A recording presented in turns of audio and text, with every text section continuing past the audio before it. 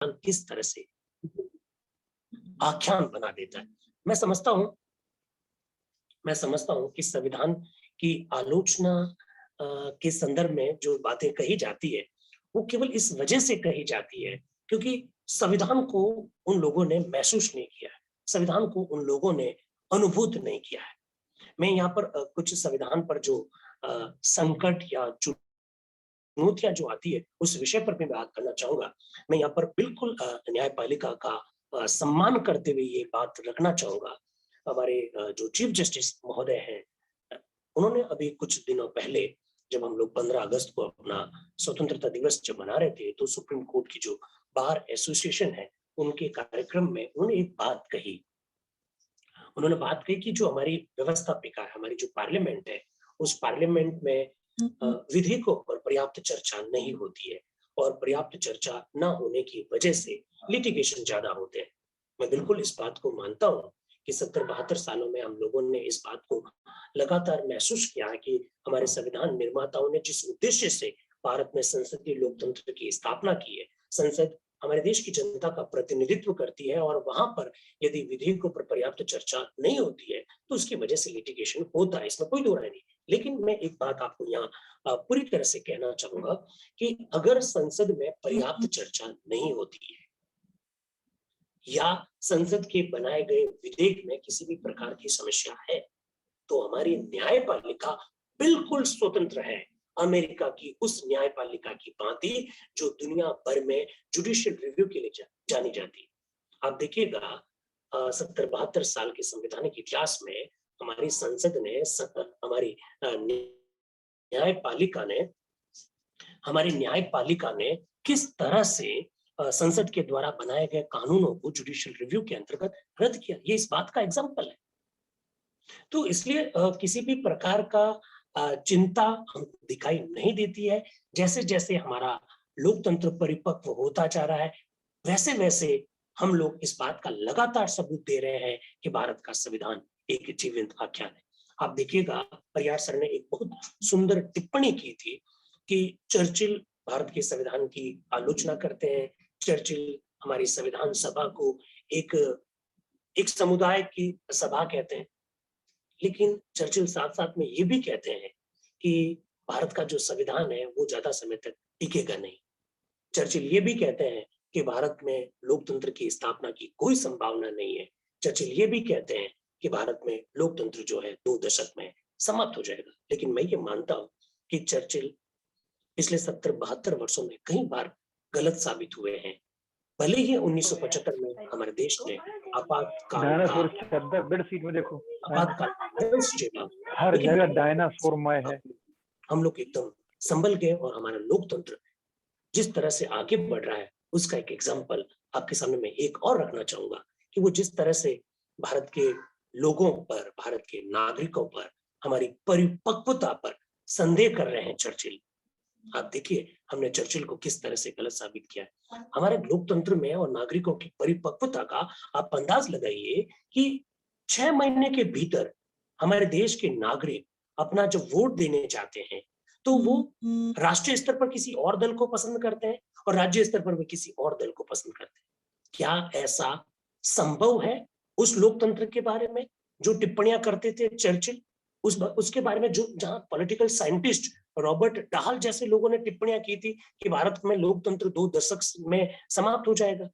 हमारी मैच्योरिटी का अंदाज आप लगाइए कि 6 महीने में हम एक पॉलिटिकल पार्टी को स्टेट में सत्ता देते हैं, हम 6 महीने बाद में सेंट्रल लेवल पर किसी और पॉलिटिकल पार्टी को सत्ता देते हैं। इसका मतलब हमारा देश का नागरिक इस बात को बखूबी समझता है कि उनके लिए लोकल लेवल पर कौन महत्वपूर्ण है और नेशनल लेवल पर कौन महत्वपूर्ण है। देश के हित में क्या है, राज्य के हित में क्या है, नागरिक के व्यक्तित्व के विकास में कौन सी सरकार बेहतर हो सकती है, राष्ट्र की सुरक्षा के संदर्भ में कौन सा दल इस वक्त उनके लिए बेहतर ढंग से सोचता है। देश के नागरिक 6 महीने के अंदर अपने मैंडेट को चेंज कर देते हैं। मुझे लगता है कि लोकतंत्र की परिपक्वता का, हमारे नागरिकों की परिपक्वता का इससे बढ़िया और कोई उदाहरण नहीं हो सकता।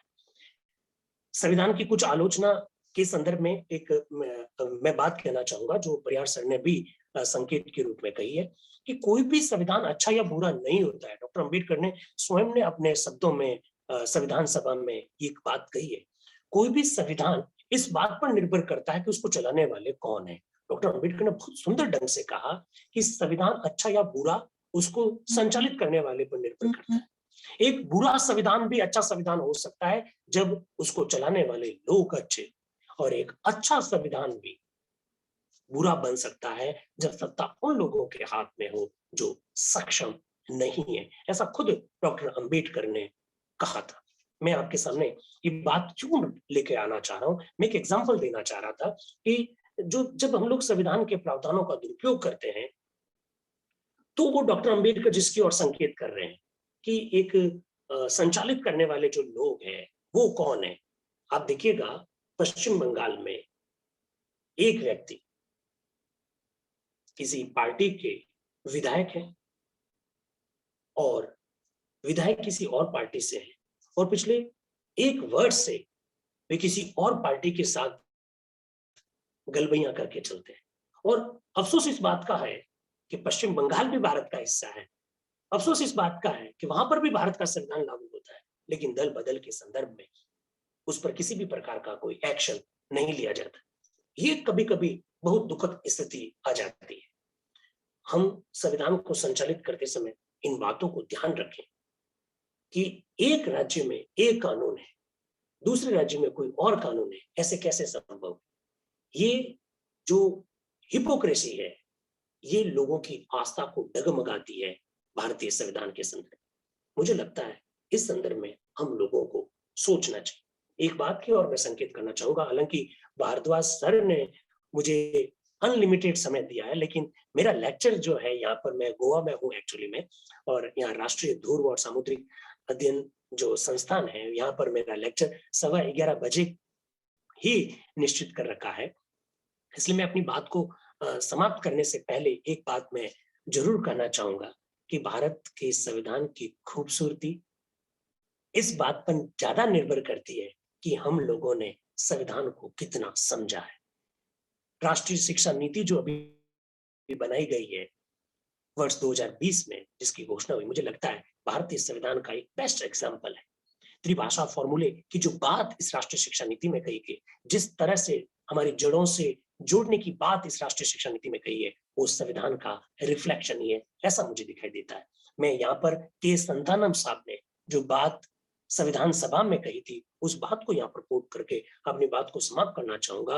उन्होंने बहुत सुंदर ढंग से ये बात कही कि सभी विश्वविद्यालयों को ये आदेश दिया जाना चाहिए कि वे ग्रेजुएशन लेवल पर कॉन्स्टिट्यूशन यानी भारत का जो संविधान है, इस विषय को अनिवार्य विषय के रूप में लागू करे, और इस विषय में उत्तीर्ण होने के पश्चात ही लोगों को ग्रेजुएशन की डिग्री दी जाए। ये के संतानम साहब ने बहुत खूबसूरत टिप्पणी की है। मुझे लगता है आज संविधान दिवस है, और अगर भारत सरकार नई राष्ट्रीय शिक्षा नीति के अंतर्गत जिस तरह का बहुसंकाय का कॉन्सेप्ट लेकर आई है, उसमें अगर भारत का संविधान इंजीनियरिंग स्ट्रीम का विद्यार्थी, साइंस स्ट्रीम का विद्यार्थी, आर्ट्स का विद्यार्थी, सब लोग अगर पढ़ेंगे, तो मुझे लगता है कि भारत की संविधान की जो खूबसूरती है, इसे हम लोग महसूस कर पाएंगे, इसे हम लोग अनुभूत कर पाएंगे। जो लोग भारत के संविधान की आलोचना करते हैं, वो मुझे लगता है कहीं ना कहीं इनोसेंट है, कहीं ना कहीं उन्हें संविधान की गहराई मालूम नहीं है।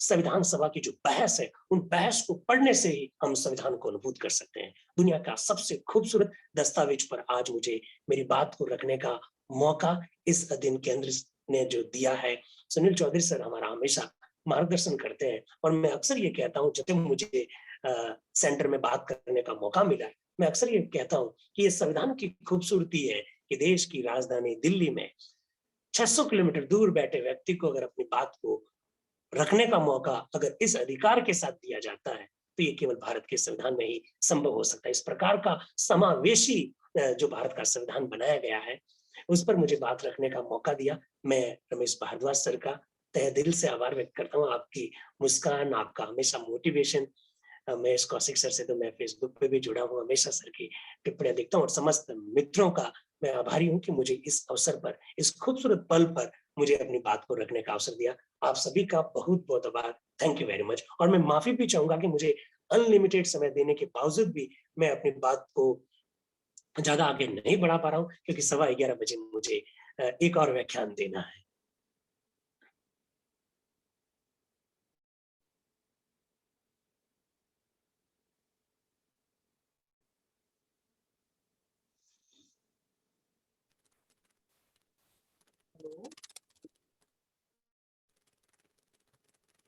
हेलो सर, बहुत बहुत धन्यवाद। हेलो, आवाज आती है? जी सर, आवाज आ रही है। सर बहुत बहुत धन्यवाद सर, आपने गागर में सागर भर दिया थोड़ी देर में, और जो आपसे हम लोगों की अपेक्षाएं थी उससे कहीं ज्यादा हम लाभान्वित हुए हैं। अभी बीच में जब कार्यक्रम के दौरान आदरणीय श्री चौधरी जी की भी झलक मिली थी। यदि सर अभी उपलब्ध हो तो मैं आदरणीय गुरुदेव से निवेदन करूंगा कि हम लोगों को 2 शब्द से आशीर्वाद दें। कार्यक्रम की एक अपनी संपूर्णता हो जाएगी यदि वो शामिल हो गए और इनका हमारे साथ में आदान प्रदान विचारों का होगा तो निश्चित तौर पर ये हमारे लिए सोने पे सुहागा होगा।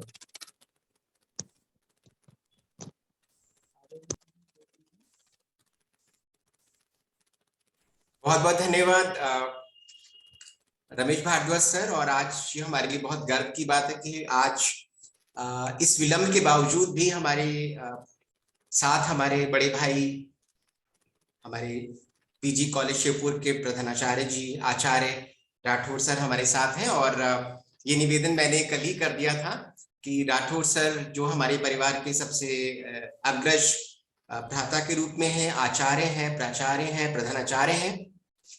तो आज संविधान की उद्देशिका के वाचन से आज हमारा कार्यक्रम आरंभ हुआ। विलंब अवश्य हुआ, लेकिन मुझे लगता है कि जिस सारगर्भित प्रकार से हमारे दोनों साथियों ने, जोधपुर से हमारे परिहार जी और दिनेश गहलोत जी ने संविधान की रूपरेखा को इतने सुंदर शब्दों में व्यक्त किया है। और मैं आज सुबह कह भी रहा था कि ये जो हमारे दो साथी हैं जिनको मैं बड़ा हुकुम और छोटा हुकुम कहता हूं, ये संविधान के BN राव और BR अम्बेडकर हैं। संविधान पर इनका जो ज्ञान है वो इतना वृहत, व्यापक और विस्तृत है कि हम सब लोगों को इससे सीखना चाहिए। साथियों, मैं आज विलंब से जुड़ा, इसके लिए मैं इसलिए भी क्षमा प्रार्थी हूं कि आज दिल्ली विश्वविद्यालय में ड्यूटा का election, Delhi university teachers association का चुनाव चल रहा है और उसमें एक बड़ी जिम्मेदारी मुझे दी गई है। और गहलोत सर हमेशा कहते हैं कि संविधान में जो अनुच्छेद 324 है, जो चुनाव प्रक्रिया की बात करता है, चुनाव आयोग की बात करता है, तो दिनेश गहलोत जी, मैंने प्रयास किया है कि आज उस चुनाव वाले आयाम को मैं यहाँ आज दिल्ली विश्वविद्यालय में कार्यान्वित करने का प्रयास कर रहा। तो कहीं ना कहीं मैं भी आज इस संविधान दिवस पर आप सबके साथ प्रत्यक्ष और परोक्ष रूप से जुड़ा हुआ था। एक बार पुनः इस कार्यक्रम के संचालन के लिए रमेश भारद्वाज जी, आपका बहुत बहुत धन्यवाद। हमारे दोनों साथी गहलोत जी और परिहार जी, आप हमेशा हमारे साथ जुड़े हैं और जुड़े रहेंगे। और आपने हमारे सभी साथियों का, सभी शोधार्थियों का और हमारे केंद्र से जुड़े सभी फेलोज का जो मार्गदर्शन किया है, उसके लिए मैं परिवार की ओर से आपके प्रति कृतज्ञता का बोध करता हूं। मैं संक्षेप में बस एक ही बात कहना चाहूंगा कि हमारे BR अम्बेडकर जी और BN राव जी की बहुत सारी कोटेशन संविधान पर हम सब लोगों ने पढ़ी हैं। और दिनेश गहलोत जी ने बहुत अच्छे प्रकार से ये कहा कि संविधान चाहे कैसा भी हो, लेकिन उसको कार्यान्वयन करने वाले अगर बहुत अच्छी मानसिकता से, बहुत अच्छे ध्येय से, लक्ष्य से और अच्छी इच्छा शक्ति से उसका कार्यान्वयन करते हैं, तो एक अनुपयुक्त संविधान भी बहुत उपयुक्त हो जाता है। जब संविधान की हम चर्चा करते हैं तो संविधान के साथ साथ हम संविधान में अंतर्गृहित सभी उन संरचनाओं का भी जिक्र करते हैं। तो कैसी भी संरचना क्यों ना हो, कैसी भी संस्था क्यों ना हो, अगर उसको चलाने वाले अपनी उसी इच्छा शक्ति के साथ, उसी सकारात्मकता के साथ, सृजनात्मकता के साथ और कहीं ना कहीं उस इच्छा शक्ति के साथ उसको चलाने का प्रयास करते हैं, तो मुझे लगता है कि वो प्रगति के पथ पर सदैव आरूढ़ रहता है। मैं राजेंद्र प्रसाद जी की उस डिस्क्रिप्शन के साथ अपनी बात को रखना चाहूंगा, विराम करना चाहूंगा कि राजेंद्र प्रसाद जी ने बहुत अच्छा कहा था संविधान पर कि ये पहली बार भारत के लंबे इतिहास में हुआ है कि इतना वृहत राष्ट्र, इतना व्यापक राष्ट्र, इतना डाइवर्सिफाइड राष्ट्र जो कश्मीर से लेकर, उत्तर में कश्मीर से लेकर नीचे दक्षिण भारत के अंदर केप अमरून तक जाए और पश्चिम में कच्छ और काठियावाड़ से पूर्व में हम कामरूप तक जाए, तो इतना बड़ा भारत केवल एक संघ और एक संविधान के ज्यूरिसडिक्शन में है, जिसका सबसे बड़ा दायित्व है कि कैसे उस समय 32 करोड़ भारतीयों के कल्याण के बारे में मार्गदर्शन करना था। तो आज हम 32 करोड़ से 135 करोड़ तक हमारी संख्या हो गई है, लेकिन वही संविधान उसी संघ को उसी प्रकार से सुदृढ़ बनाता है और उसे आगे चलने के लिए हमेशा मार्गदर्शित, दिग्दर्शित करता रहता है। तो हमें उम्मीद है कि संविधान, जिसका हमने आज एक बहुत अच्छा रूप देखा उसके प्रकटीकरण में, उसके व्याख्या में हमारे परिहार जी और हमारे गहलोत जी के द्वारा, तो ये वास्तव में एक लिविंग लेजेंड है, एक जीवंत आख्यान है जो समय समय पर और सदैव हम लोगों को इसी प्रकार से मार्ग प्रशस्त करता रहेगा और हमें अपने उस मुख्य धारा से, उस आधार से विचलित नहीं होने देगा। तो हमें उम्मीद है कि संविधान को हम एक जीवंत आख्यान के रूप में उनके सभी नियमों को, उनके विनियमों को, उनकी सभी प्रक्रियाओं को आत्मसात करें और उन उद्देश्यों को जो हमारी उद्देशिका के अंदर अंतर्निहित है, चाहे वो संप्रभुता के रूप में है, समाजवाद, पंथ निरपेक्षता के रूप में है, लोकतांत्रिक गणराज्य के रूप में है, या फिर वो न्याय, समता, समानता और स्वतंत्रता और भ्रातृत्व के रूप में है। तो हमें उम्मीद है कि हम इस भाव को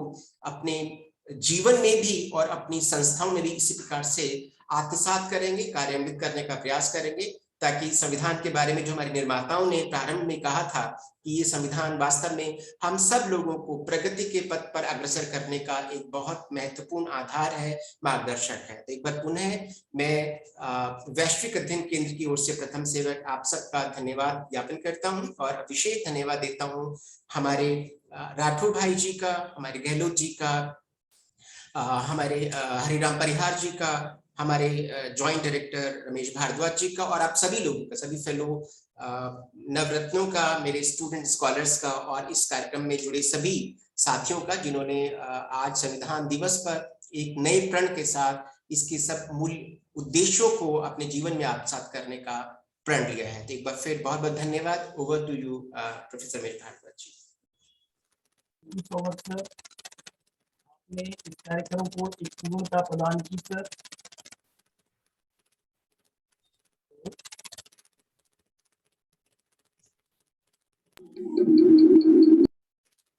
हेलो, आवाज आ रही है? जी जी जी हाँ सर, थैंक यू। आपने इस कार्यक्रम को अपने इतने व्यस्ततम कार्यक्रम के बाद में आकर के और इसको स्वर्णिम बना दिया, यादगार बना दिया। आज का दिन संविधान को समर्पित है और संविधान हमारे लिए, पूरे भारतीय नागरिकों के लिए एक, मोदी जी की भाषा में कहें तो सबसे पवित्रतम ग्रंथ है। ये ग्रंथ हो सकते हैं, लेकिन राष्ट्र के हित के लिए, राष्ट्रीय जीवन के लिए हमारा संविधान हमारा सबसे पवित्र ग्रंथ है। और इस संदर्भ में जो ये सिलसिला संविधान दिवस मनाने का है, ये निरंतर चलता रहेगा और निश्चित तौर पे इस तरह के आयोजन होते रहेंगे। और ये एक पूर्ण विश्वास है कि हमारा देश, जिस तरह की आशंकाएं व्यक्त की गई थी, चाहे वो कोई भी रहे हो, उन सब की आशंकाओं को झुठलाता रहेगा। मैं भारतीय लोगों की कटिबद्धता, उनका संकल्प, उनका समर्पण भाव, उनकी प्रतिबद्धता, उसको भी प्रणाम करता हूँ, क्योंकि आम भारतीय की सफलता के बिना, आम भारतीय की जो योगदान है उसके बिना कोई भी व्यवस्था सफल नहीं हो सकती।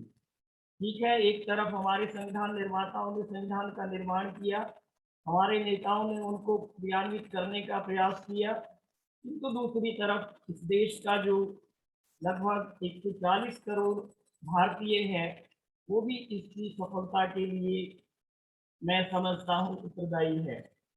तो इस अवसर पर मैं संविधान निर्माता आदरणीय अम्बेडकर जी, संविधान सभा के समस्त सदस्यगण और जिन्होंने भी संविधान के निर्माण के लिए प्रत्यक्ष अप्रत्यक्ष रूप से योगदान दिया, उनको याद करते हुए, उनको कोटि कोटि प्रणाम करते हुए आज के इस कार्यक्रम को इस मुकाम तक पहुंचाने के लिए आदरणीय गहलोत जी, जिन्होंने दिल्ली, मध्य प्रदेश और फिर गोवा, वहां तक इस वेबिनार की आवाज को बुलंद किया है, उनके लिए हमारी शुभकामनाओं सहित कोटि कोटि धन्यवाद। बहुत बहुत शुभकामनाएं सर। अभी तो आप एक उगते हुए सूरज हैं और जिस दिन आपका प्रकाश चरम रूप में आएगा, निश्चित तौर पे आपका प्रकाश न केवल भारतीय होगा संविधान वेता के रूप में, बल्कि वैश्विक भी होगा। इस शुभकामना के साथ धन्यवाद सर। परिहार सर, आपके लिए बहुत सारे शब्द मन में आ रहे हैं, लेकिन आशा कि आप भाव समझ जाएंगे और आप छोटे भाई के रूप में, एक विद्वान के रूप में मेरे लिए सदैव आदरणीय रहे हैं। मैं एक बार फिर आपको बहुत बहुत धन्यवाद देता हूं कि आपने हम लोगों को अपना बहुमूल्य समय दिया, इस कार्यक्रम को एक नया आयाम दिया। बहुत बहुत शुभकामनाओं के साथ बहुत बहुत धन्यवाद। साथ में इस कार्यक्रम को सफल बनाने के लिए मेरे महाविद्यालय के प्राचार्य परम आदरणीय डॉक्टर एस डी राठौर जी, आपकी व्यस्तताएं मैं जानता हूं, आज आपको अनेक कार्यक्रमों में शामिल होना है, लेकिन इसके बावजूद आज आपने हमें समय दिया सर, आपका बहुत बहुत धन्यवाद। अंत में फिर एक बार जो हमारी सबकी प्रतिबद्धता हमारे संविधान के प्रति है, उसको याद करते हुए तो लाइनें जरूर मैं कहूँगा कि हम किस तरह से इस संविधान को, लोकतंत्र को दुनिया में बुलंद किए हुए हैं, कैसे सबको हमने झुठला दिया। मेरी भावनाओं की अभिव्यक्ति जो बच्चियाँ हो सकती हैं कि हम वो दिए नहीं जो हवाओं से डर जाएं, हमने तो तूफानों से जलना सीखा है। तो ये हमारा संविधान अजर रहेगा, अमर रहेगा, दुनिया को राह दिखाता रहेगा, इस लोकतंत्र का परचम दुनिया में लहराता रहेगा। दोष निकालना बहुत आसान होता है, लेकिन विकट परिस्थिति में किसी भी व्यवस्था को सफल करना वास्तव में चुनौती होता है। एक बार फिर मैं श्रेय देता हूं हर भारतीय को कि इस संविधान को साकार सफल किया और आगे भी ये सफल होता रहेगा। एक बार फिर सभी साथियों को, जो मेरे फेलो साथी हैं, जो साथी विद्यार्थी हैं, समस्त गुरुजन हैं, उन सबको प्रणाम करते हुए साधुवाद, धन्यवाद। सुनील सर, आप जुड़े, एक बार फिर आपको कोटि कोटि नमन, कोटि कोटि धन्यवाद। जय हिंद, जय भारत। थैंक यू सो मच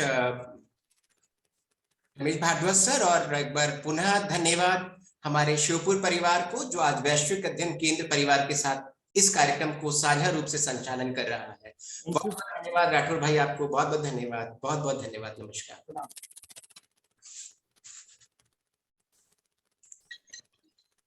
सभी को सादर नमस्कार। Thank you everyone.